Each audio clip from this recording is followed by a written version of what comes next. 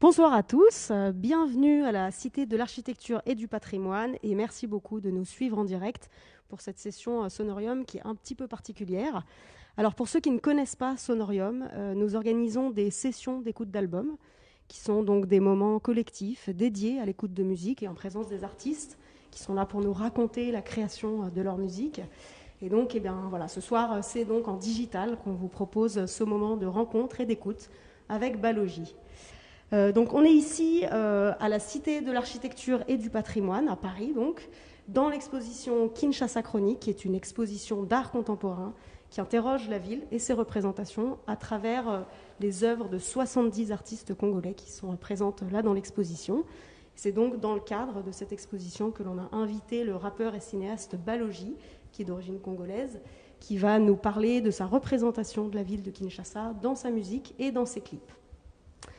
Il sera interviewé par Olivier Mukurndi, qui est le secrétaire général de l'association Congo Naparis, qui est une association qui a pour but de fédérer la diaspora congolaise et de faire rayonner la culture congolaise. Et puis par ailleurs, Olivier est un grand connaisseur de l'œuvre de Balogie.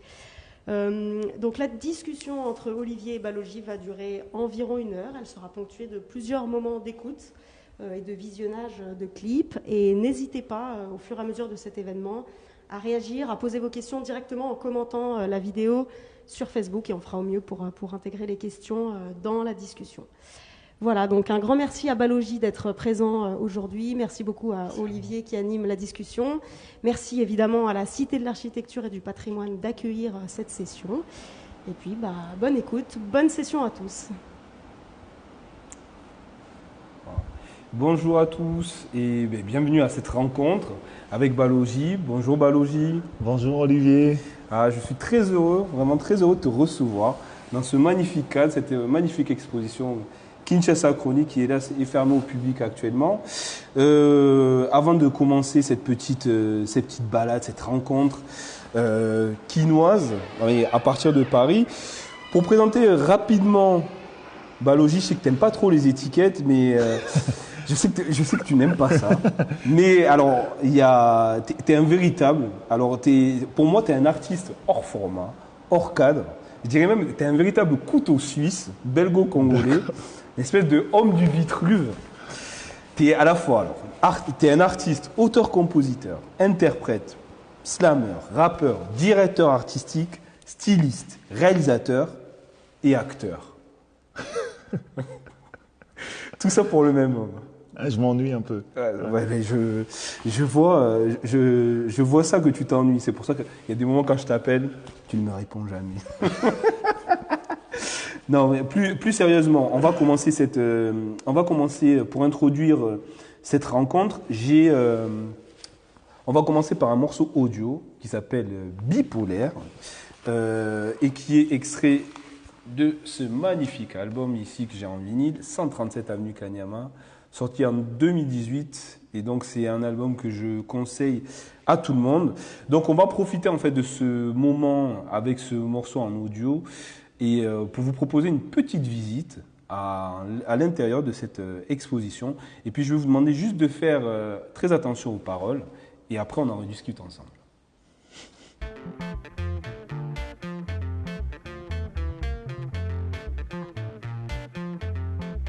Ça commence lundi tu m'as dit que j'incarne la liberté.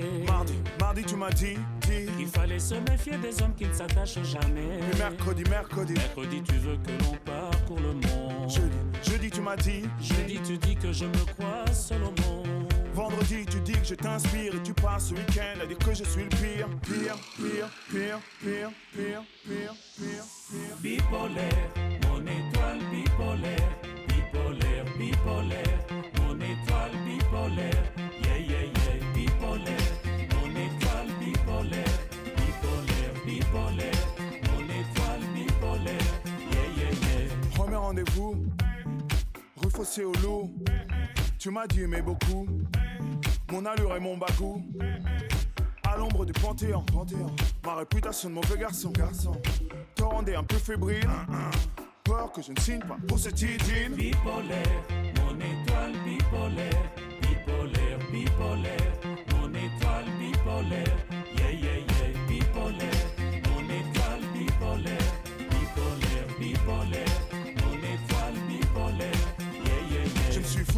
gueule du loup, juste en brisant un tabou. T'es dans les fétiches et les marabouts, filtre d'amour pour époux. Tu veux que les désirés se sentent comme un employé, parce qu'on dîne en ordre de frais, tu crois que je suis juste un bon à tirer. Madame pense qu'il suffit de désirer pour avoir du plaisir. Maman ne sait pas ce qu'elle veut. Les mondes qui n'aiment sortir qu'avec des noirs. Elle aime sortir, Elle aime sortir qu'avec des noirs. qu'avec des noirs. Bipolaire, mon étoile bipolaire. Bipolaire, bipolaire, mon étoile bipolaire. Yeah, yeah, yeah, bipolaire, mon étoile bipolaire. Bipolaire, bipolaire, mon étoile bipolaire. Yeah, yeah, yeah.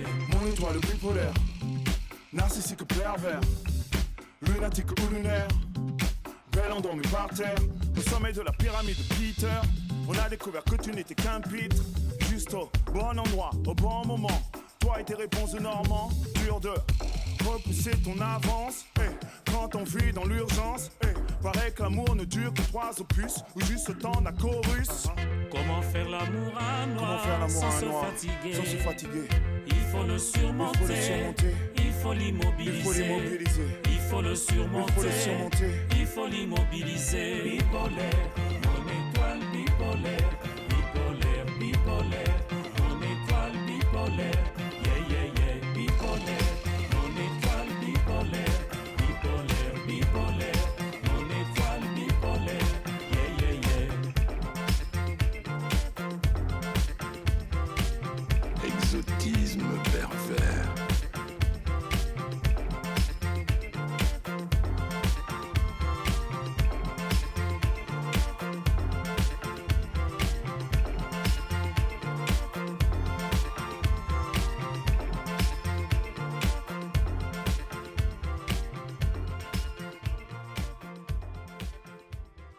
Papa Bolloré, je suis un excellent mouré.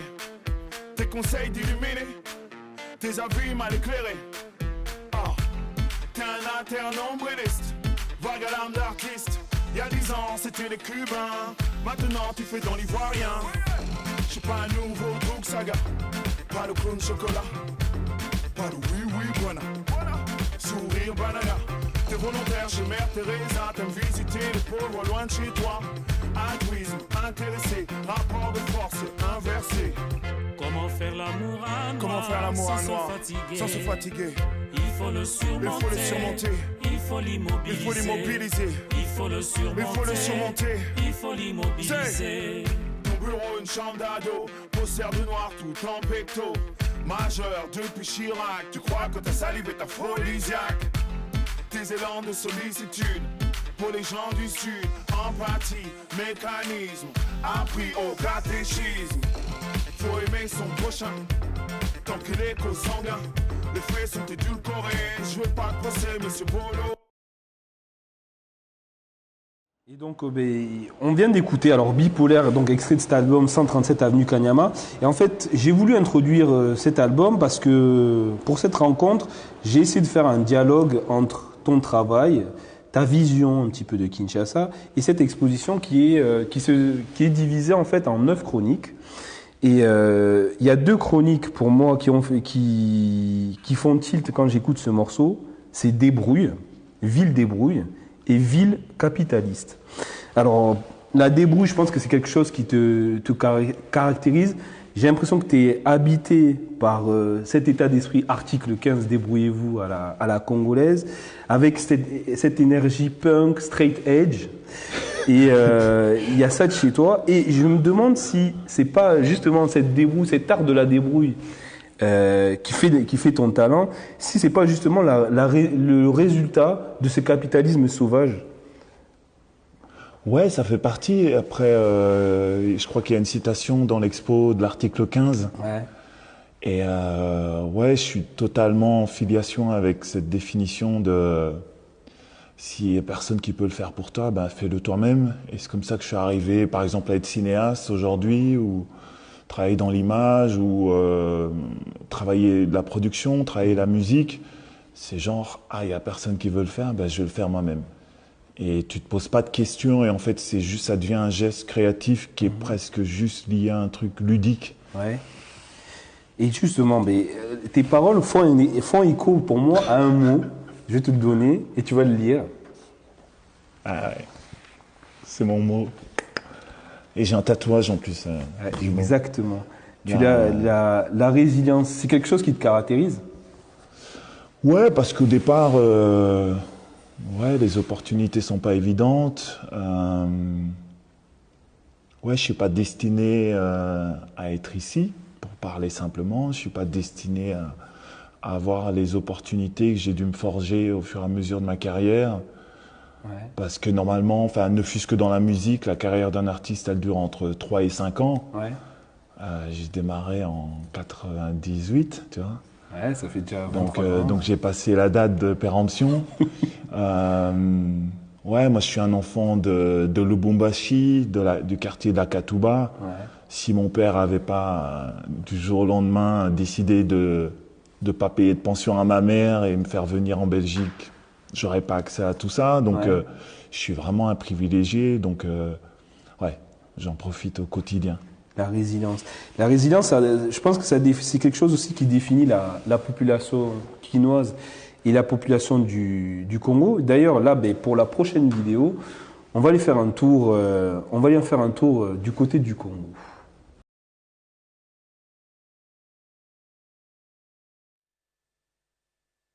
Ce morceau, le titre de ce morceau, c'est une référence à une expression belge qui en filigrane, qui veut dire qu'en fait, on parle de quelque chose qu'on a perdu et Exactement. qu'on ne retrouvera jamais. Et c'est aussi une référence à une émission en Belgique, qui est une espèce de documentaire du réel alors pour les gens qui nous suivent, je crois, c'est par les créateurs de Striptease, qui passaient ici sur France 3. Et par rapport à ce clip, c'est le premier clip que tu fais en co-réalisation. Et dès le départ, dans ta carrière solo, tu vois, tu as cette volonté affirmée d'aller réaliser, d'aller clipper, malgré le manque de moyens qui va te caractériser. Dès le départ, tu as cette volonté d'aller réaliser tes clips au Congo. Pourquoi? Parce que j'ai toujours pensé que c'était important qu'on montre le Congo différemment. Ouais. Des représentations qu'on en faisait dans les médias occidentaux, qui se résumaient à des images d'ONG, Ouais. un côté misérabiliste. Ouais. Et pour moi, c'est important d'y retourner, de montrer ce pays autrement. Et après, d'un point de vue technique, Ouais. c'est bizarre ce que je vais dire, mais je crois que c'est peut-être parce qu'on est juste sous l'équateur. Je trouve que la lumière en RDC est exceptionnelle. Ouais. Elle est assez magique. Ah, la lumière, on va le regarder tout Vraiment, et du coup, c'est un truc que je trouve hyper intéressant. Enfin, ça m'a rappelé, enfin, c'est un peu ce truc de Los Angeles où tu prends ton téléphone et Ouais. même comme ça, tu as une belle lumière. Ben, tu as la même chose à Lubumbashi, en l'occurrence, là où je l'ai tourné, et encore plus à Kinshasa. Ouais. Voilà. Et justement, je voulais savoir, c'est ton premier clip, et justement, tu le tournes à Lubumbashi, donc tu es natif, tu es Louchois, tu es natif de cette ville. Et je voulais savoir, est-ce qu'aujourd'hui, avec un petit peu de recul, ce clip, il a une symbolique particulière pour toi? Bah, il est important parce que c'est le premier, et puis, Ouais. puis c'était une expérience humaine extraordinaire. Puis au même moment que j'ai tourné ce clip, j'ai retrouvé ma mère. Exact, ouais. Dont je fais écho dans mon album suivant, dans une chanson qui s'appelle La dernière pluie. Ouais. Et donc c'était une expérience hyper forte pour moi. C'était retourner au pays, faire un film, Ça faisait combien de temps donner que le tu n'étais disque pas à ma retourné au mère. pays? Ouais, ça faisait 20 ans. 20 ans. Ouais. Donc ouais, donc moment important, plus que jamais ce clip. Puis on l'a tourné en pellicule. Ouais. Ce qui techniquement est hyper compliqué à faire parce qu'il n'y a pas de labo à Lubumbashi, il n'y a aucune industrie. Et c'était une expérience complètement folle, quoi. Mais j'en suis fier. Et justement, c'était déjà un truc un peu suicidaire à l'époque de faire des films comme ça, quoi. Enfin, c'était complètement... ouais. Et justement, on va continuer ce petit retour donc, au Congo. Et là, on va passer sur le morceau suivant qui s'appelle Caribou Yabintou. De la naissance à la mort, il nous colle comme un symbole. en nous dictant sa volonté. Ne t'en fais pas, mon pote. Tout ceci, c'est la volonté d'un Zambé. Ton nom, ce nom mystique, nom du vrai Bantou du centre, me rappelle cette magie noire que jadis faisait peur aux profanes. T'inquiète, man, c'est de là que tu tires ton souffle et ton inspiration en dépend. Balogi est ton nom. Balogi Mbadji Balamama Kalenga Kabokolo. Toi, Saketila.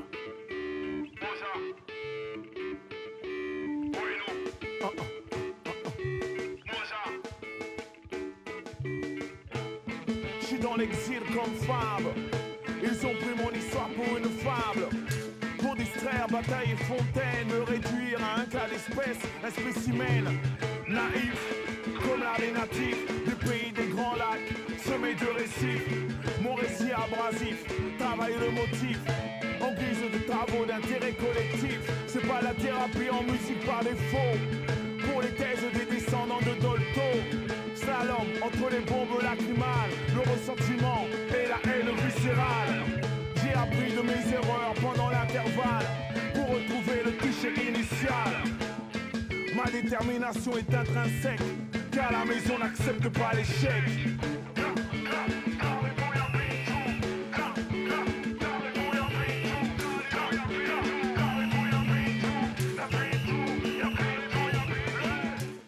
Et justement, alors, c'était Caribou Yabintou, donc extrait du deuxième album solo de Monsieur Balogi, Kinshasa Succursale, qui porte bien son nom.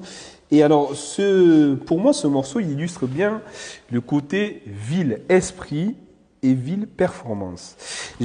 Ma première question, je voulais savoir par rapport à ce clip, il s'appelle Caribou Yabintou. Je voulais savoir, parce que je sais que tu fais énormément de références à beaucoup de choses. On l'a vu sur Tout ceci ne rendra pas le Congo. On l'a vu sur Bipolaire avec ce titre qui est une référence à Daniel Laferrière. Je veux savoir si c'était une référence à Caribou Yabintou de Taboulaye Rochero. Bien sûr. Qui est pour moi le plus grand chanteur congolais qui ait jamais existé. Ouais. Et je m'excuse pour tous les fans de Franco. Mais ouais, c'est juste un chanteur. Et c'est une chanson qui me touche particulièrement parce que c'est la chanson qui m'a réconcilié avec la musique congolaise. D'accord. En fait. Ouais. Parce que pour moi, la musique congolaise, la rumba, les sébènes, Zaïko, c'était pour moi la musique de mes parents. Donc je voulais m'éloigner de ça au maximum. C'était la musique des mariages, des fêtes de famille, des tontons. Et nous, on voulait être dans un truc plus moderne. On voulait être dans du R&B, dans du rap, on voulait être dans toute autre esthétique. Puis je suis retombé sur ce morceau et je me suis dit, ah ouais, il y a un truc assez puissant, en fait. Il y a une émotion, il y a un truc qu'on n'a pas envié, en fait, aux Américains. Ouais. Parce que je sais que cette période-là, les samples étaient très soul, 60s, 70s chez toi. Ouais. Exactement. Et en fait, mais c'est vraiment la même période avec ce sample de Tout ceci vous rendra pas le Congo, de Feu Manu Dibango, où à un moment, on se dit, en fait, on n'a rien à leur envier. Ouais. Et surtout qu'à un moment, tu es toujours en retard sur la façon dont les Américains appréhendent quand un Kanye West prend Otis Redding, c'est son héritage et sa culture. Et donc, autant que nous, on prenne notre culture et qu'on mette ça en avant de la même manière. Voilà. Donc, j'ai commencé à travailler sur, évidemment, Manu Dibango, très spontanément, parce qu'il y avait un truc très funkadelic. Yes. Puis, en étudiant un peu son parcours, je me suis rendu compte qu'il a collaboré à un grand classique qui est Indépendance Cha-Cha aussi. Puis qui fait partie des gens qui ont amené la batterie dans la musique congolaise, qui au départ, je vois en référence à ton t-shirt 74, où c'était tout dans la percussion. Ouais. Donc ils ont amené ça avec toute cette culture. Enfin, il y a un truc assez puissant en fait. Voilà. Au sujet de Caribou Yabintou, donc oui, on est en train de dire justement qu'avec ce clip, il y a toute une mystique autour de la mort, l'allusion aux esprits, qui sont des sujets assez tabous dans la culture congolaise en général. Et je voulais savoir si c'était une manière pour toi justement d'illustrer ton nom Balogi, qui signifie sorcier en swahili, ta langue maternelle. Ouais. En fait, Balogi, c'est pluriel de mot logis, un sorcier, donc un groupe de sorciers ou un sorcier qui prend la sorcellerie des autres. Et au départ, ça veut dire autre chose. Ça veut dire, Balogi, c'est un homme de science, un guérisseur. Ouais. Puis avec le catholicisme, c'est devenu homme de science occulte, vu que la bonne science était celle du catholicisme. Et puis sur les 60 dernières années, la sémantique a amené ça vers sorcier. Ouais. Et donc du coup, ouais, j'ai toujours galéré avec mon prénom. Toujours trouvé que c'est un prénom hyper dur à porter. Ouais. Parce que dès que j'arrive en RDC, tout le monde pose la question, mais comment t'as ce prénom? Enfin, tout le monde, tu sais, je peux même être à la radio, à la RTNC, je fais une interview et le mec, il m'appelle Serge. Comme tu sais, on a un prénom catholique, prénom d'authenticité, et donc ils n'osent pas dire mon prénom d'authenticité. Ils sont là genre, ah oui, donc nous recevons Serge et le groupe La Katouba. Donc je suis là, merde. Ah là là. Donc c'est dur, et en même temps, c'était pour moi, en fait, j'ai essayé de retirer ce prénom quand j'ai eu ma nationalité belge, sauf que c'était impayable, et j'ai décidé d'accepter, tu vois, d'accepter cette désignation et ce poids. C'est une désignation entre deux. T'es toujours, Balogi, t'es une espèce d'équilibre de ballon. Il y a toujours un entre-deux entre toi. Il y a toujours un. T'es toujours entre deux choses. Mais en fait, je pense que c'est un nom qui reflète en fait l'artiste que tu es. Quand je disais tout à l'heure que tu es un artiste pluridisciplinaire, ben, je pense que même dans ton nom, ça l'est. Ça le dit, d'une certaine manière, ça le dit. Ouais, ça le dit. Aujourd'hui, j'arrive à me réconcilier avec ce nom, mais putain, gamin, mais je détestais ce nom. Mais si tu savais, j'en pleurais des jours entiers, quoi. Mais pourquoi il m'appelle comme ça? MC Balo en plus. Ouais, mais parce que je trouvais pas de nom assez cool et tout, machin. Mais j'en pleurais, quoi. C'était genre... Enfin, même à un moment, j'ai arrêté de fréquenter des Congolais parce que je savais que dès que j'allais à la maison, les parents, ils allaient dire « C'est quoi ça ?» Tu vois, c'était... Ouais. Donc j'étais là, genre « Putain, mais c'est pas possible ce nom. » Puis à un moment, je me suis dit « Tu sais quoi, voilà, c'est ton nom, vas-y, t'en fous, tu l'acceptes. » Ouais. Et je dis souvent en interview, c'est comme si un Français, il s'appelait Diable ou Démon, tu vois. Belzébuth, c'est horrible. Enfin, tu vois, c'est horrible à porter. Mais voilà, ça fait partie du parcours. Et alors, sur ce Caribou Yabintou, qui est issu de cet album, donc Kinshasa Succursale, tu travailles sur cet album qui est un peu la version congolaise de Hotel Impala, l'album précédent. Ouais. Tu as fait le choix de travailler avec beaucoup de musiciens issus de la scène alternative congolaise et d'artistes qui sont présents dans cette exposition. Et je voulais savoir si pour toi déjà, à cette époque-là, parce que Kinshasa Succursale, il a 10 ans, je voulais savoir si ces artistes avec qui tu as travaillé sont pour toi actuellement les artistes les plus radicaux dans le fond et dans la forme vis-à-vis de la situation au Congo. En fait, ce qui est drôle, c'est qu'à Kinshasa, on appelle ça la musique d'expérimentation. Ouais. La musique un peu alternative des illuminés. Ouais.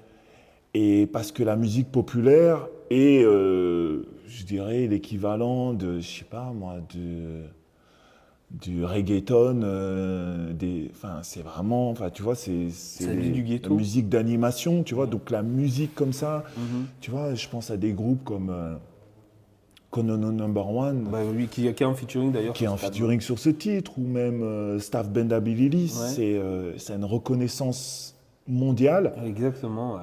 Sauf qu'au pays, c'est de la musique du village et personne ne les calcule, tu vois. Nul n'est personne ne les calcule dans son pays. C'est vrai que c'est des groupes assez surprenant. Qui explosent sur la scène. Konono qui a bossé, je pense, avec Björk, Timbaland. Ouais, mais je pense parce qu'en fait, ça rassure en fait un public européen. Ouais. Je retrouve même un peu ça aussi dans l'expo, c'est-à-dire que ça ramène à des codes qui sont proches d'une esthétique punk, d'une esthétique rock.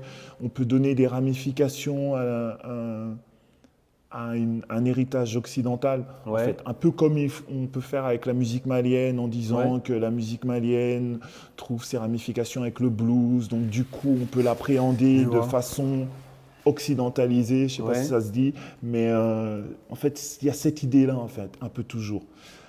Que, par exemple, je ne sais pas, j'ai envie de citer les plus grands chanteurs, personne ne les calcule, en fait. Tu vois, les Fally... Ah non. C'est vrai, personne ici dans les médias généralistes ne va parler de Fally. Donc, or que c'est, je pense, le plus grand chanteur congolais des 2 dernières décennies. Bien sûr. Et ce morceau, toujours, pour moi, il fait écho à une œuvre qui est ici, qui s'appelle Absence. C'est une œuvre de Eric Androit Mindré-Kolo, c'est un artiste congolais qui vit maintenant à Strasbourg et qui est co-commissaire de l'exposition. Et dans cette œuvre, il est question de la mort, mais surtout de l'absence. Et je sais que l'absence, c'est un sujet qui est très présent dans ta discographie, notamment à l'évocation de ta mère. Tu viens me chercher, toi. Ok. Ouais, et d'ailleurs, c'est l'œuvre que je préfère de l'expo, que j'ai eu la chance de découvrir là tout à l'heure. Je trouve cette œuvre assez puissante. D'ailleurs, je travaille beaucoup en fait sur les feuilles artificielles, sur les roses kenyanes, comme on dit, akin. Et donc, effectivement, ça m'évoque la place de ma mère dans mon parcours. Je ne sais pas ce que je dois te dire là-dessus. J'ai essayé d'éviter, puis en fait, je me suis dit non, je ne vais pas éviter, donc je vais te répondre. On va y revenir, c'est pas grave. Là, on va continuer notre petite balade donc, à Kinshasa. Et donc, on va se regarder un autre clip, qui s'appelle Le jour d'après, Sikuya Babaye, Indépendance, Cha-Cha-Cha. Indépendance, cha-cha, Osubiye. Indépendance, cha-cha, et Choukabé. Le jour d'après, Okipaza, cha-cha, Obakibi. 1er juillet, Indépendance, cha-cha, Osubiye. promesse le lendemain, promesse de l'aube d'un état souverain où le sol se dérobe entre milices et rebelles, pillage et recel, peuple que l'on déplace comme des cheptels, de parcelle en parcelle, gouvernance en tutelle, état de droit essentiel, à nos ethnies unies au pluriel, effet papillon, effet tampon, car ici on change l'heure en plomb, la révolution au bout du vote, la force du nombre est l'antidote, pour changer la dette en dot. Autant de droits que de devoirs, plus de points de convergence que de différence, et oublier l'état-providence. Indépendance, cha-cha, Osubiye. Tare Moya Joulay, Indépendance, cha-cha, Saïm et ses mamas. Okipaza, cha-cha, Obakibi. Ça, Olipandance, cha-cha, et mes ses mamas. Osubiye. Mokolo ya liboso simaya lipana lolando lotelemaki wole bongwanaki engundele bosembo necholina mai moibi amisolo nyamboka ilaganyoso epesamaki lelo yo temoni ibulu manzengele.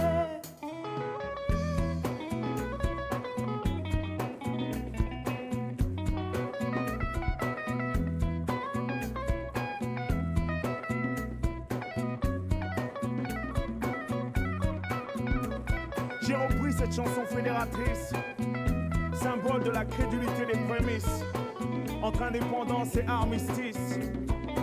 Mais pour que nos démocraties progressent, faut qu'elles apprennent de leurs erreurs de jeunesse.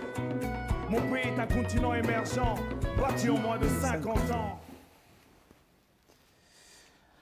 Et alors, on va revenir sur ce clip, donc le jour d'après, toujours extrait de cet album Kinshasa Succursale.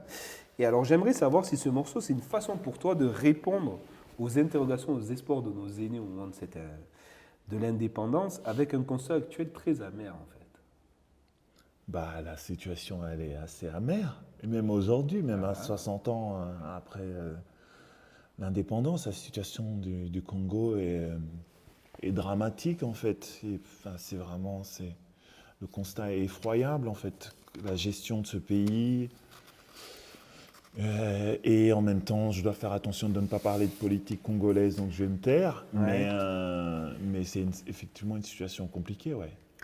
Et pour revenir à ce morceau, pour les gens qui nous suivent et qui ne connaissent pas, c'est Indépendance Cha-Cha-Cha, c'est un peu, c'est l'hymne d'émancipation en fait, c'est l'hymne d'Africain, la chanson africaine de référence par rapport aux indépendances de l'Afrique noire au début des années 60. Et tu disais tout à l'heure que plus jeune, justement, tu as rejeté la musique, la musique congolaise. Aujourd'hui, tu en cultives beaucoup les codes, que ce soit avec ton orchestre, l'orchestre de la Katouba, les tenues que vous avez, le fait de chanter en lingala et l'inspiration. Et je voulais savoir si tu avais ce sentiment avec des artistes de la diaspora comme toi, Gims, Damso, Youssoufa ou Nino, que vous contribuez quelque part au renouveau de la musique congolaise actuellement, qui avait un peu perdu de sa superbe avec l'avènement de la scène ivoirienne et l'explosion de la scène nigériane. Je crois que c'est différent. Je crois que c'est différent pour la simple et bonne raison que le français est une langue minoritaire sur le continent. Ouais. Même si la diplomatie voudrait nous faire croire le contraire, tu peux pas être. Il y a pas de compétition en fait. Ouais. Je veux dire la puissance que peut dégager en fait la musique nigériane culturellement au niveau de la langue, au niveau des relais dans sa diaspora est juste sans égal en fait. Ouais. Après, moi et tous les autres artistes que tu as cités, c'est vraiment un rayonnement qui est plutôt lié à la diaspora. Ouais. Je crois qu'après, il y a des exceptions, évidemment, comme toujours. Je pense à quelqu'un comme MHD, Ouais. parce qu'en fait, c'est juste à nouveau quelque chose qui est lié au langage, parce qu'en fait, il a appelé ça l'afro-trap. Ouais. Donc, du coup, tout le monde a pu s'identifier à cette démarche de récupérer façon pays la trappe. Ouais. Et donc, du coup, c'est un rayonnement qui est différent sur le continent, mais en règle générale, que je pense même Damso, ça reste vraiment un truc qui est francophone, quoi, qui est vraiment lié. Et alors, justement, on va continuer et je voudrais que tu me lises ça. Aïe, aïe, aïe, aïe, aïe. Tu peux faire sortir un frère de son pays, mais pas faire sortir la part de ce pays de ce frère. Alors, La part du pays de ce frère. c'est un morceau que tu rencontres très souvent sur scène. Ouais. Et c'est un extrait de Congo Isaïe Abisso. Ouais. Et justement, pour revenir à ce lyrique, à ces paroles, j'aimerais savoir si la musique, justement, pour toi, elle a eu ce rôle par rapport au Congo, tes rapports avec le Congo, tes racines congolaises. Clairement, en fait, j'ai eu la chance de faire en 2010 une tournée autour justement du cinquantenaire de l'indépendance. Donc on a été partout, on a été à Lubumbashi, à Goma, à Kisangani, à Bukavu. Puis là, j'ai appris une façon d'appréhender la musique qui était totalement différente de celle qu'on vit ici en fait. Où il y a un côté presque mercenaire ou salarié, où tu as des mecs qui sont brillants et qu'en fait n'ont pas de guitare chez eux. Tu vois, il y avait Rodrigue sur le morceau Indépendance Cha-Cha, Rodriguez, plus connu aujourd'hui sous le nom de Santana. Un musicien comme lui, il n'avait pas de guitare. Ouais. Donc tu as la répète, tu rends ta guitare, mais ça t'oblige à une discipline de travail qui était quelque chose de complètement inédit pour moi. Ouais. Et nous, on montait sur scène. Si le public réagissait pas, on était un peu déçus. Donc, on traînait la patte sur scène. Puis j'ai vu ces mecs monter sur scène comme si leur vie en dépendait. Ouais. Et vraiment, pour le coup, j'ai une vie sur scène avant cette tournée et après. Et je me suis dit, mais en fait, c'est ça. T'en as juste rien à faire. Enfin, t'y vas. C'est peut-être ton dernier concert, mais il faut que tu le fasses à fond. Comme ces mecs. Ouais. Pas avoir ce truc de ah ouais merde on a vendu que 200 tickets tout ça machin et t'es un peu et t'arrives sur importe l'audience en scène face. ouais t'arrives sur scène tu veux que les gens en fassent c'est oh c'est yeah machin tu veux Ouais. une interaction et or qu'en fait l'interaction c'est quelque chose qui se mérite qui se crée par rapport à ce que tu délivres et du jour au lendemain vraiment j'ai changé la façon dont j'appréhendais le concert Ouais. et que c'est devenu la chose que j'aimais le plus au monde, quoi. Ah, C'est mais- d'être sur scène et de tout donner. Et genre, mais vraiment, j'en ai rien à foutre. C'est vrai. Tu vois, je veux plaire à personne. Si t'aimes pas, tant pis. Je fais ce que j'ai à faire. Et ça fait un bien fou. Ah non, mais pour t'avoir vu sur scène à plusieurs reprises, je confirme que je confirme vraiment que il faut vraiment te voir sur scène. Et d'ailleurs, la question que je me pose, tiens, en parlant de scène performance, il en est question aussi dans cette exposition. Tu le vis comment, là, cette période actuelle, sans, parce que tu es quand même quelqu'un qui est assez fréquemment sur les routes, quand même. Ouais, bah, ça fait bizarre.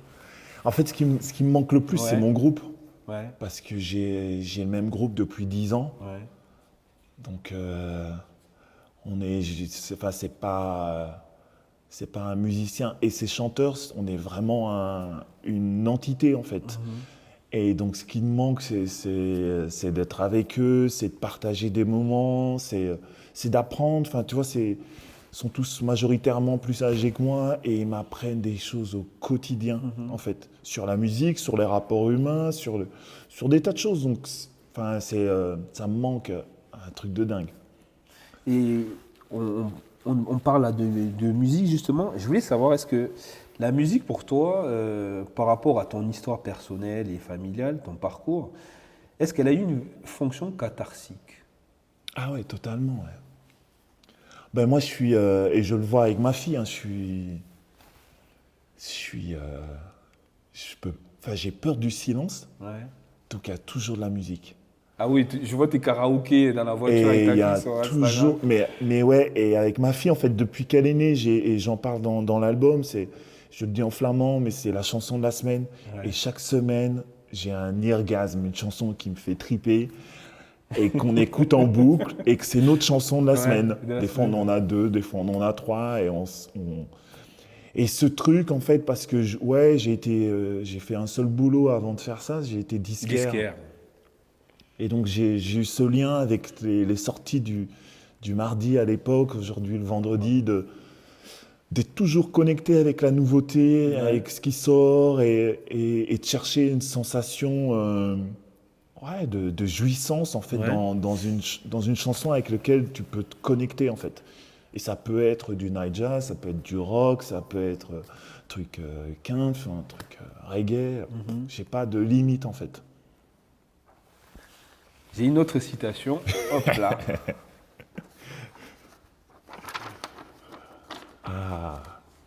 La revanche, c'est se rembourser soi-même, tandis que la vengeance, c'est vouloir faire payer les autres.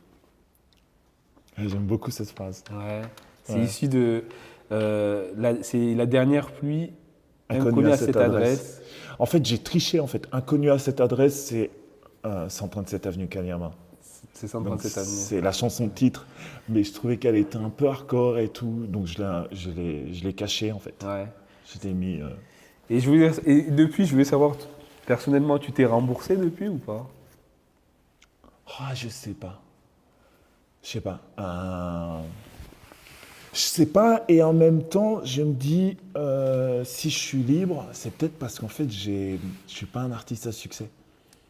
Et que je pense que je serais. Je sais pas, je serais Damso, je pense que j'aurais beaucoup de pression. Ouais. Et qu'à un moment, tu vis avec ta carrière, avec tes succès, avec l'idée de devoir répondre à des exigences Ouais. qui sont artistiques, qui sont commerciales, qui sont des questions de marketing, de pouvoir rester au même niveau, etc. J'ai pas du tout ces questions-là, en fait. Vu que je pars du principe que comme je le dis, j'ai un public de happy few. Et ça ne veut pas dire qu'il faut le dénigrer, mais ça veut dire qu'on n'est pas énorme. Mais ça veut dire qu'en fait, mon rapport à la création, il est totalement libre. Ouais. Il n'y a aucune contrainte. Parce qu'il n'y a aucune attente, en fait. Ouais. Il y a quelques temps, j'ai converti pas mal de gens dans mon entourage à ta musique. Ils savent que j'aime beaucoup ta musique. Et il y a quelqu'un qui m'a dit, j'ai l'impression que Balogi, justement, parce que tu parles de ton rapport au succès, il y a quelqu'un qui m'a dit, j'ai l'impression que Balogi, c'est l'artiste préféré de ton artiste préféré. Ah, c'est possible. Et qu'ils vont faire semblant que j'existe. Que j'existe pas. Ouais, mais ça arrive beaucoup de fois dans ma carrière.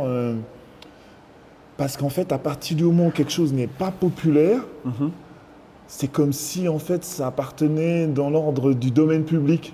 Donc tu n'as pas d'obligation de reconnaître l'existence de cet artiste, de reconnaître son talent ou tu fais semblant. Ouais. Donc que ça peut être des artistes, je sais pas moi, comme Petite Noire ou comme ça peut être comme Beyoncé, dont je travaille avec des gens qui ont fait partie de son équipe et qui me disent que mon travail est dans leur mood board et qu'en fait ils font semblant. Donc effectivement, ouais, le succès est un truc un peu bizarre, c'est genre, il faut le garder secret, quoi. Ouais.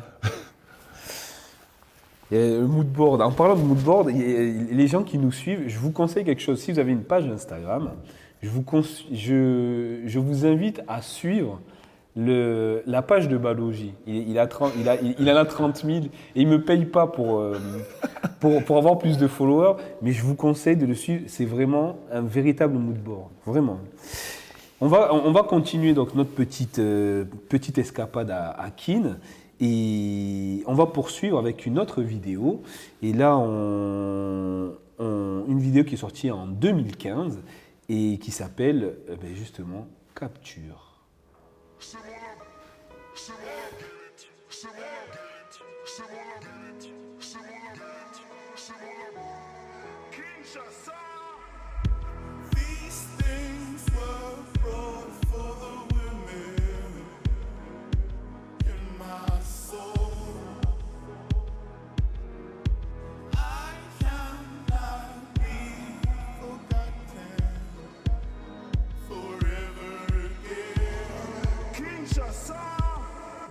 La météo annonce une pluie de météores.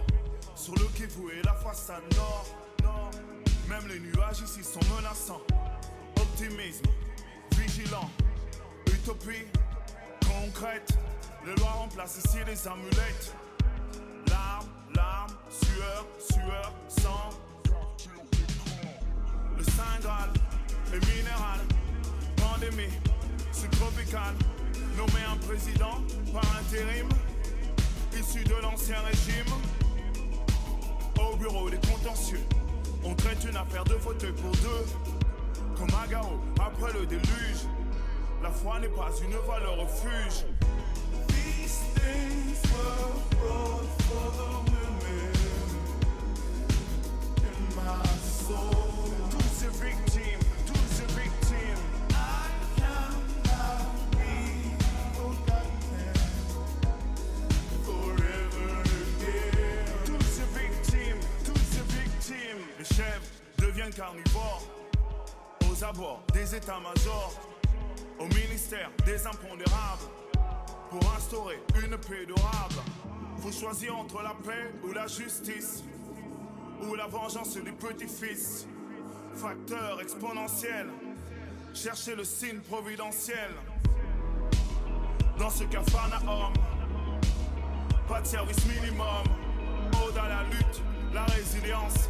Le but, la blague, excellence. These things were brought for the women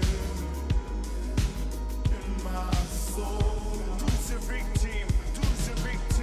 I cannot be forgotten forever again. Toutes ces victimes.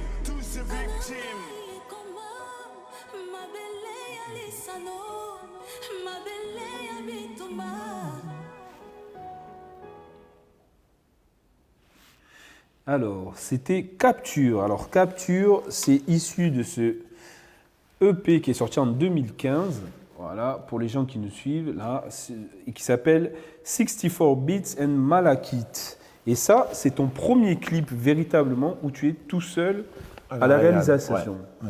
Donc là, ça y est, c'est Balogi qui s'émancipe. Ouais, bah c'est normal. Enfin, t'as souvent j'ai eu longtemps le syndrome de l'imposteur, donc j'ai flippé en me disant que j'étais pas légitime, j'ai pas étudié le cinéma, Ouais. j'ai pas, enfin, tu vois, le bagage technique. Puis là, je me suis dit, bah, tant pis, on y va, fonce. Et justement, en préparant cette rencontre, j'ai lu quelques interviews et il y en a une où tu dis, beaucoup de conneries, hein, à donc propos de fais gaffe. Kinshasa, non, ça c'est très intéressant, parce que je partage ton jugement. Tu dis, la première fois que tu débarques à Kin, tu as un choc équivalent à New York. Tout y est possible. Et par rapport à cette citation, je me demande, est-ce que filmer Kinshasa, pour toi, en quelque sorte, c'est devenu une obsession, comme pour des réalisateurs comme Spike Lee, Abel Ferrara, Woody Allen ou Scorsese? Je trouve que c'est une ville fascinante. Et surtout parce que je viens de la ville qui est presque l'antithèse, en fait, qui est Lubumbashi. Ouais. J'aime bien comparer Lubumbashi à une espèce de Los Angeles, parce que c'est une ville sans réel centre-ville. Tout est un peu tourné vers l'extérieur, donc vers les mines. C'est une ville un peu déstructurée. Et effectivement, Kinshasa, c'est un côté New York, c'est bruyant, c'est bouillonnant, ça part dans tous les sens. La créativité est présente à tous les coins de rue. Et il y a une énergie qui me plaît beaucoup, en fait. Ah, il y a une forte énergie. Ouais, il y a une Mais énergie. il y a un parallèle à faire avec New York par rapport à l'énergie, au fait qu'on dise que New York, c'est une ville qui dort jamais. Et Exactement. Kinshasa, C'est la même chose. ça dort jamais. C'est Vraiment. exactement la même chose. Et puis surtout, voilà, nous, en tant que Katangais, c'était genre, ah ouais, non, les Quinois, ils sont ceci, ils sont cela, ils parlent trop fort. Ah ouais, Enfin, c'est un peu une espèce de format français, je dirais, des Marseillais par rapport à Paris. Exactement. Donc, on avait un peu un regard comme ça. Puis, donc, pour moi, c'était la meilleure façon de me réconcilier avec mon identité congolaise, Ouais. c'était de me réconcilier avec Kinshasa. Ouais. Avec tout, justement, tout cet héritage familial qui te dit, ah non, c'est une ville où les gens font n'importe quoi. Et j'ai cité des noms de réalisateurs. Moi, je voulais savoir, là, étant donné que sur ce clip-là, tu t'émancipes et tu deviens réalisateur de clips, les cinéastes qui t'influencent, qui c'est qui t'influence, toi? Plein. C'est toujours dur de citer là Ouais. comme ça, mais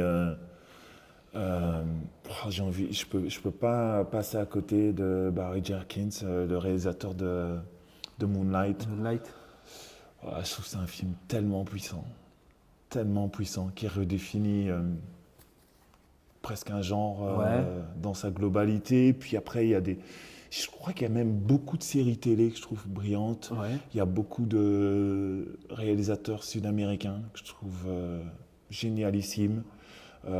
Puis j'adore le cinéma espagnol, portugais.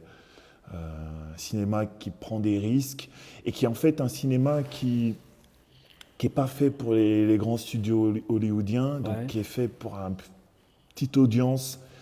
Et s'ils ont du succès, c'est bénéf, mais ce n'est pas la motivation première. Ouais. Et là, aujourd'hui, quand je suis dans le réseau du cinéma, je comprends pourquoi est-ce qu'il y a tant de mauvais films, tant des films qui sont un peu bizarres, parce qu'en fait, ils sont pris au piège des logiques de financement, de commission, de plaire à un certain public qui va te permettre de faire exister ton projet, en fait. D'accord. Et mais justement, dans Capture, il est question, ça fait pour moi en préparant, ça fait écho à il y a deux artistes qui interviennent dans ce clip et qui sont exposés ici. Alors il y a d'abord il y a les Congo astronautes. Il y a les Congo astronautes et tu peux nous dire un mot un petit peu sur les Congo astronautes? Collectif visionnaire, c'est l'avant-garde. C'est avant tout, je crois, des performeurs. Ouais. Et c'est un trio, j'ai envie de dire. Et je les trouve brillants. Et d'ailleurs, grâce à eux, je me suis rendu à Lusanga pour un autre projet auquel ils étaient également associés. Donc voilà, c'était intéressant. Puis on a bossé un autre film qui n'est jamais sorti, qui s'appelle Finding Stanley, en référence à cette statue de Stanley qui traînait. Qui est dans le clip à la fin. Ouais, qui apparaît à la fin. C'est la quête à la fin, ouais. On a fait un film spécifiquement là-dessus parce qu'en fait, c'était donc une statue qui trônait le long du fleuve et dont on avait coupé les pieds. Ouais. Et je trouvais que ça faisait... il y avait des tas de résonances avec une actualité mondiale. Ouais. Le fait de couper les pieds des statues. Après, on coupera les têtes. Mais c'était un premier geste. Et je trouvais ça intéressant. Et apparemment, ils essayaient justement, dans une dynamique de réconciliation politique, de remettre sur pied la statue de Stanley. Et il y a un autre artiste auquel ça fait écho, et là, c'est Sami Balogi, qui se trouve être aussi ton cousin. Mon cousin, voilà, qui intervient ici sur une œuvre qui s'appelle Utopie concrète, et qui est ici. Et justement, dans ce clip, si vous avez fait bien attention, il est question d'utopie concrète. Qu'est-ce que c'est l'utopie concrète? L'utopie qu'on peut réaliser soi-même, concrètement. Je ne savais pas qu'il avait fait une œuvre comme ça. C'est un rêve c'est un rêve qui se réalise, quoi. Ouais, qu'on peut concrétiser, ouais. Parce que, alors, Utopie concrète, ici, l'œuvre qui est ici, justement, c'est l'histoire d'un Quinois un peu fou, en fait, qui a monté une espèce de tour de Babel sans plan. Et c'est l'installation qu'a tourné Sami, justement, et qu'il a pris en photo. Et en fait, il y a, quelque part dans cette œuvre, il y a un processus créatif avec une idée ambitieuse. Et j'ai l'impression que ce processus créatif, avec cette idée ambitieuse, et d'y arriver coûte que coûte, peu importe ce que ça coûte et peu importe le temps que ça prendra, c'est quelque chose qui t'habite, toi. Ouais, je suis passionné, quoi. Franchement, j'ai pas mieux à te dire si ce n'est que je suis passionné et que je me lève le matin, c'est la première chose à laquelle je pense, à mon projet artistique, à comment le faire évoluer et comment me mettre en danger artistiquement, comment sortir de mes certitudes. Enfin, tu vois, je viens d'un groupe de rap qui s'appelait Starflame, qui a bien marché en Belgique. Et j'aurais pu, je crois, surfer sur cette histoire. Et non, j'ai fait l'inverse. Quand je suis arrivé avec l'album Kinshasa Succursale, j'ai eu droit à 15 AVC en direct en face de moi. Et les mecs se sont dit, mais il est hors de question qu'on sorte ce truc de Congolais.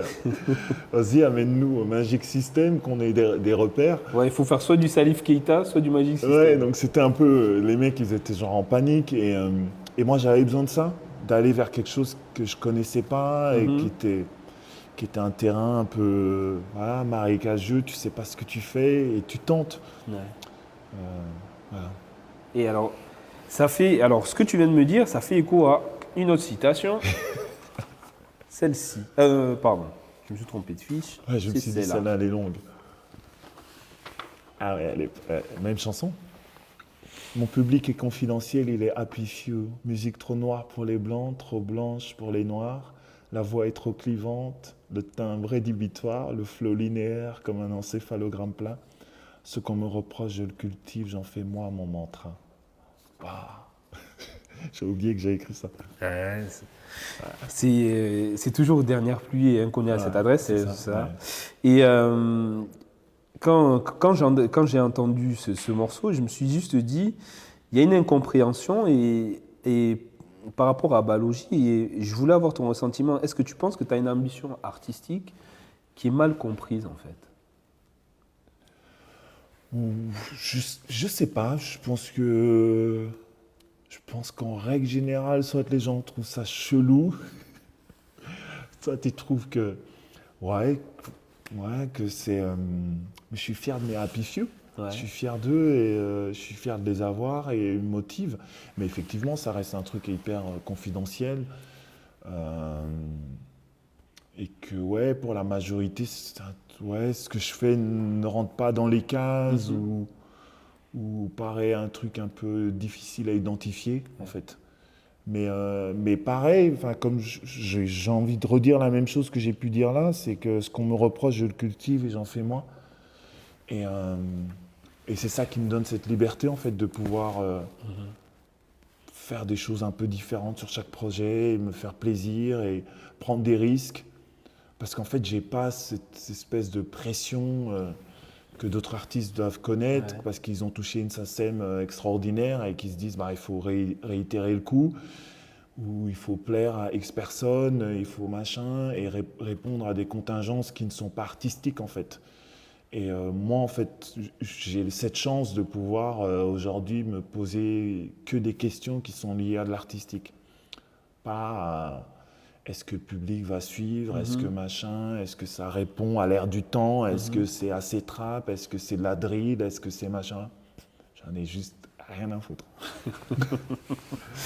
et du coup, tu perds la majorité, vu qu'en fait, cette industrie fonctionne comme ça. Puis tu disais tout à l'heure qu'il y a énormément de références, donc il y a un côté un peu sûrement un télo.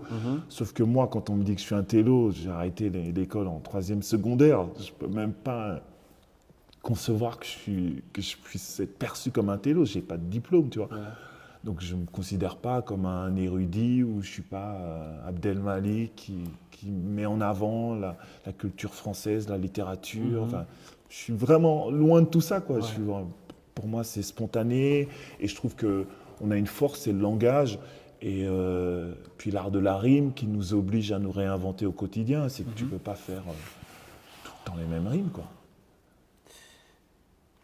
Là, on va poursuivre notre petit... Ça va être la dernière étape avant de revenir sur Kinshasa. Et là, on va aller à Lusanga, à 600 km de Kinshasa, je crois. Et on va regarder un petit extrait d'un clip. Je crois que c'est ton chef-d'œuvre pour moi. Non, véritablement, sérieusement. Il s'appelle Peau de chagrin, bleu de nuit.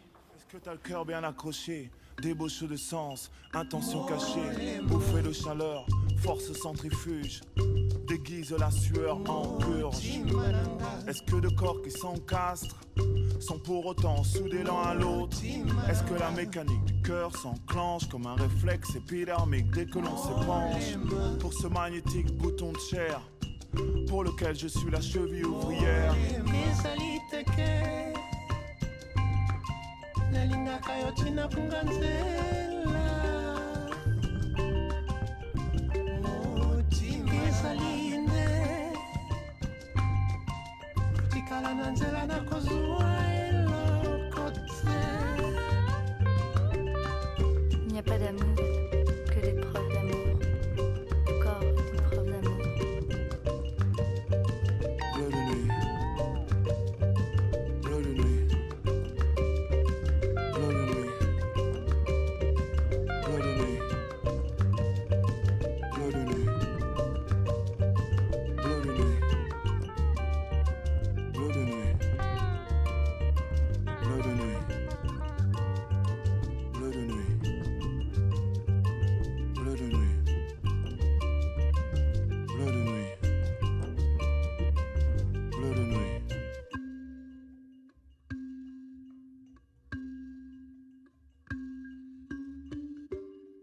Ce ballet statique, éloge de l'ennui à deux.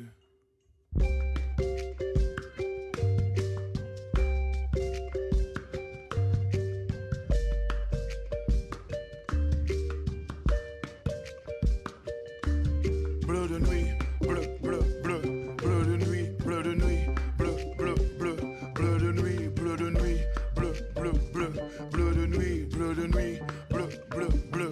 Bleu de nuit, laisse-moi au bord de l'abandon. Si les mois donnent le bon temps, une main posée sur le périnée pour prolonger ce vol synchronisé. Équipé sauvage, le corps à l'ouvrage. Alors, on est de retour alors dans cette exposition Kinshasa Chronique à la Cité de l'Architecture. Et donc là, on vient de regarder Peau de chagrin, bleu de nuit. Donc c'est, à mes yeux, le chef-d'œuvre, la vidéo chef-d'œuvre de Balogi. Je persiste et je signe. Et alors, justement, on est à la Cité de l'Architecture et j'ai insisté pour qu'on choisisse je veux insister, c'est bien un mot. J'ai choisi cette vidéo parce qu'à un moment donné, surtout à la fin, vous avez pu le voir, il y a le White Cube. Ouais. Et je voudrais que tu nous parles un petit peu de ce White Cube. Qu'est-ce que c'est et pourquoi comment tu as eu l'intuition d'aller tourner là-bas et pourquoi tu as tourné là-bas? Ben, en fait, j'y été en 2 temps. Ouais, J'étais une première fois en fait faire la session de la cover de l'album ouais, parce qu'en fait je voulais faire un hôtel pygmée. ok. Et donc mes amis à Kinshasa qui sont complètement barrés m'ont dit ouais ben il faut que tu ailles à Lusanga, c'est 4 heures de route. Alors qu'en fait c'était 12 heures de route. Et c'est vraiment un périple pour y arriver, c'est complètement fou. Et donc on a été faire les photos et on a travaillé avec un collectif d'artistes qui s'appelle CATPC. D'accord. Et honnêtement, j'ai rarement vu des artistes aussi talentueux que ça de ma vie. Vraiment des créateurs assez exceptionnels. Ouais. Et donc ils sont en fait réunis autour d'un projet qui vend à l'international leurs œuvres. Ouais. Et je vais être honnête avec toi, c'est vraiment... le Cube, c'est un peu un stunt parce qu'il n'est pas terminé. Non, il n'est pas terminé. Et je pense qu'il ne le sera jamais et que je crois que c'est vraiment un truc pour juste les gens qui gèrent en fait ce centre pour réunir des fonds qui financent pas des projets mais qui financent leur carrière personnelle. Ouais. Et les artistes qui attendent toujours les paiements de leurs œuvres depuis des années. Donc c'est assez navrant en fait comme lieu. Mais l'œuvre est superbe. Ouais. Voilà, c'est des grands architectes qui ont fait ça. Donc, je trouve que c'est un lieu qui était hyper intéressant. Et les artistes qui travaillent là-bas sont brillants. Brillant. Et il faut les mettre en avant et ils méritent une visibilité exceptionnelle parce que... Ouais. Il y a quelques internautes qui nous posent des questions. Là, il y a une question justement de la part de Muriel.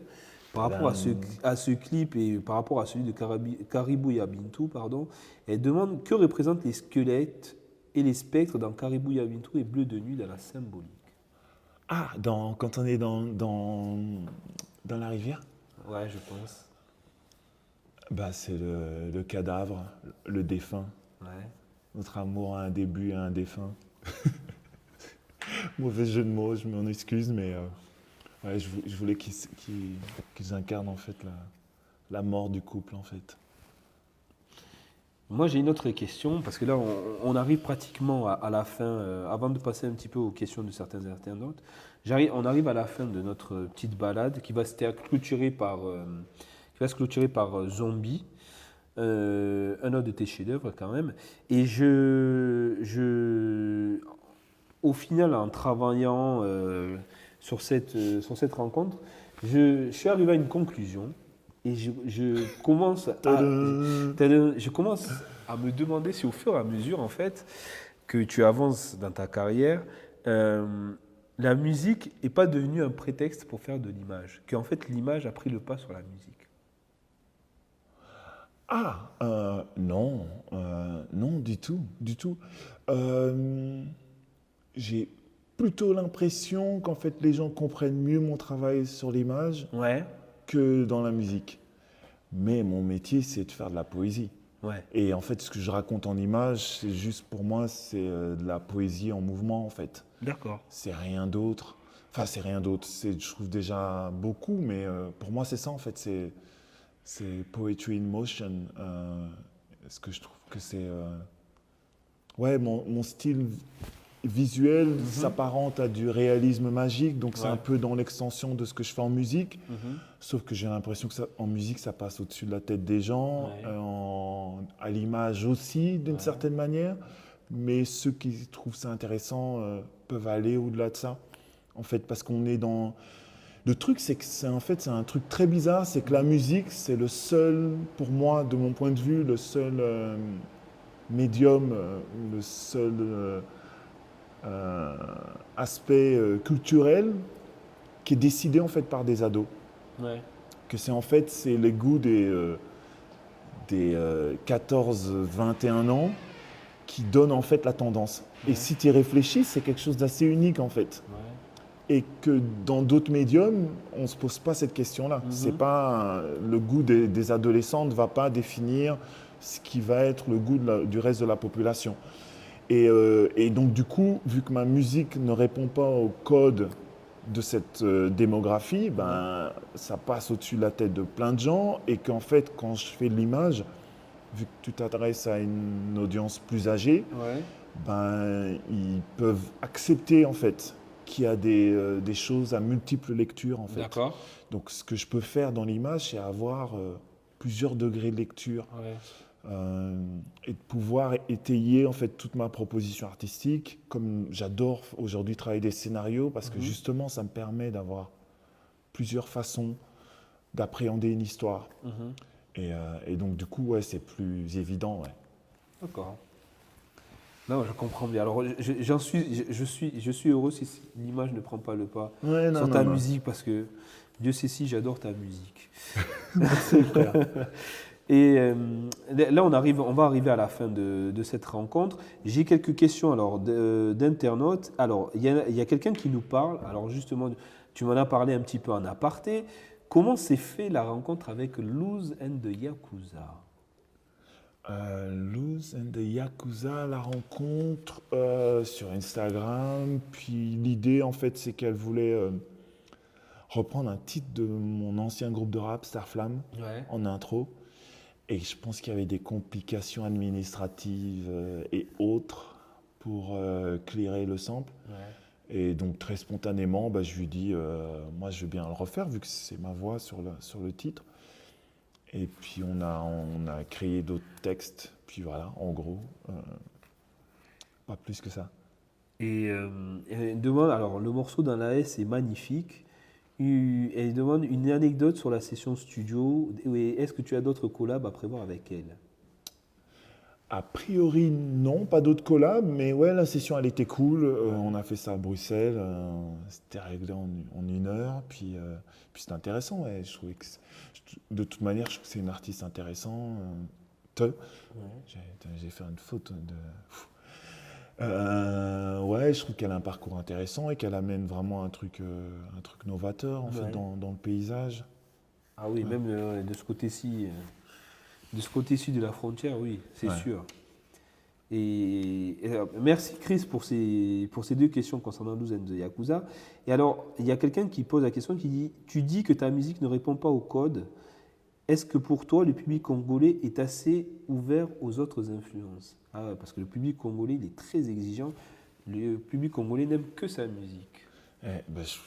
T'as tout dit. Le public congolais n'aime que sa musique. Il n'aime que sa musique. Vous te posez la question et dire non, la musique de mon pays, c'est la meilleure. Ouais.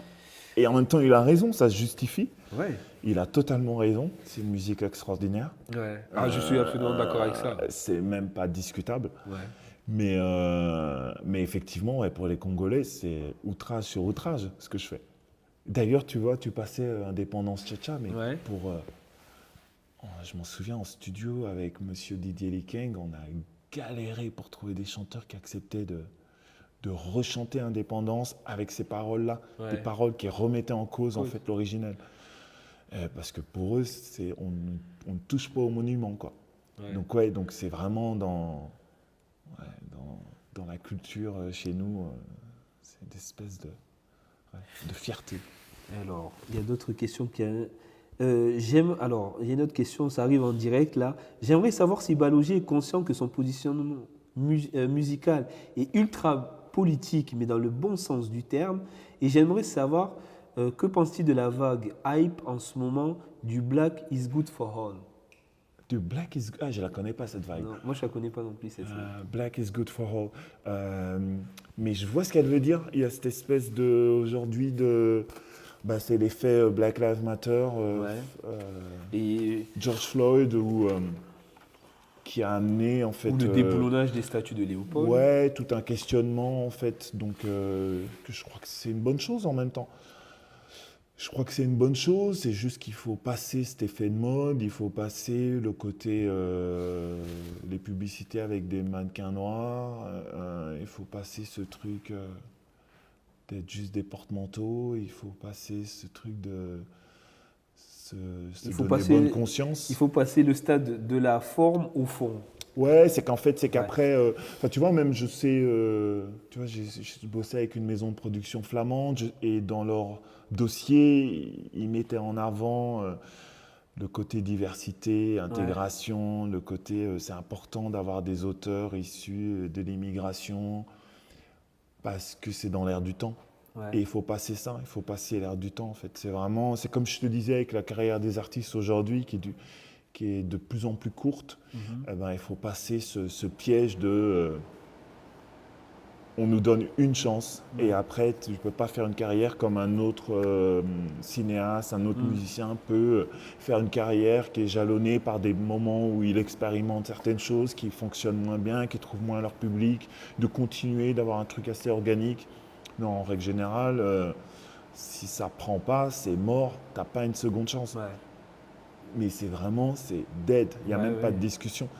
Et si tu vois, sur 100 mecs signés, il y en a 80 qui resteront dans ce les 2 balles de nègre appelaient ça la magie du tiroir, quoi. La magie du tiroir. Et il n'y a personne qui te calcule, quoi. Et alors, j'ai une dernière question, et on va se terminer sur celle-là, de Marie-Aude, et qui dit « Est-ce que Balogi peut nous parler de ses projets en cours ?» Et Dieu sait s'il y en a. Ah ouais, j'en ai pas. Ah, il y en a beaucoup. J'en ai pas mal, mais principalement, je bosse sur un projet qui est à nouveau musical parce que la finalité de ce nouveau projet, c'est de faire une espèce de ciné-concert où en fait on projette un film et qu'on joue avec mon orchestre sur le film. Ça, c'est vraiment la finalité. Wow. Et concrètement, je travaille sur un long métrage. Ouais. Et pour me faciliter la vie, j'ai fait une espèce de disque autour de ça qui est en fait la BO de la backstory de mes 4 personnages principaux. D'accord. 2 personnages masculins, 2 personnages féminins. Donc je mets dans le cas des personnages féminins, je prends leur point de vue. Ouais. Avec tout ce que ça implique, avec leur sexualité, leur rapport aux hommes, leur rapport à l'intime qui est différent de celui d'un homme cisgenre comme je suis. Voilà. Et donc, c'est un projet assez particulier. Ouais. Donc, j'ai hâte que ça arrive et il s'appelle Augure. Bon. Eh bien, écoutez, sur ces paroles qui sont tombées, sur ces paroles de bon augure, on va bientôt terminer ce live. On va le clôturer avec Zombie.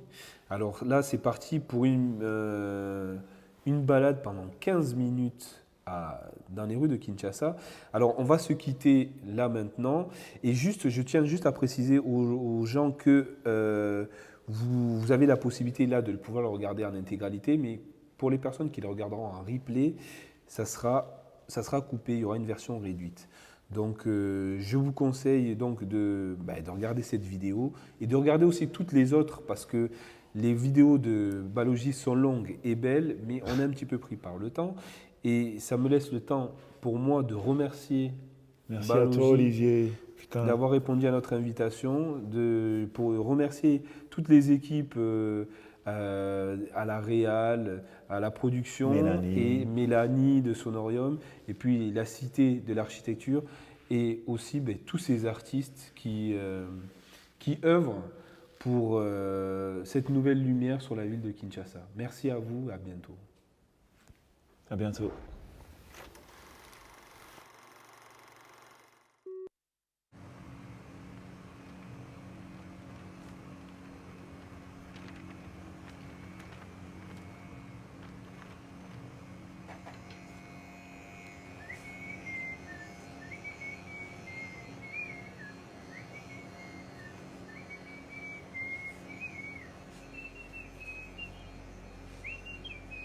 Light on face, so everybody shine so. Chombo na chombo, tokota na pisto. Tobeta ba selfie, bayonke ba mommy. People that's normal, everyone get his spotlight. Tobeta ba selfie, bayonke ba mommy. People that's normal, everyone get his spotlight.